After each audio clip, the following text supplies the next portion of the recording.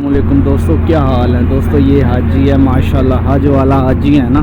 ये ज़ोहर की नमाज़ पढ़ के आ रहे हैं अभी हाजी। मैं थोड़ा सा लेट हो गया, इस वजह से ये इन्होंने पढ़ के इशारे इस्लाम की तरफ से हाजी जा रहे हैं माशाल्लाह। ये सारे हज वाले हैं। एक ये हमारे साथ सऊदी जा रहा है माशाल्लाह, ये देखें।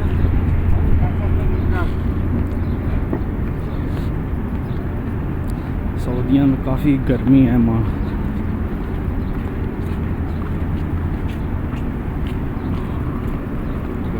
ये सारे हाजी हैं ना, हज वाले हैं, नमाज़ पढ़ने जा रहे हैं, नमाज़ पढ़ के आ रहे हैं ज़ोहर की।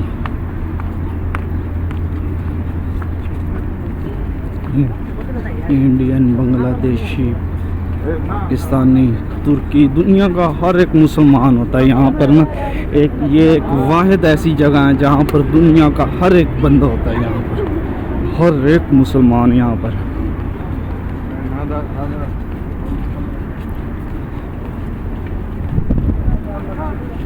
ये देखें माशाल्लाह, हर एक कंट्री का ज़्यादा यहाँ इस साइड पे आज बांग्लादेशी लग रहे हैं मुझे, बाबे उम्रे वाले। ये देखें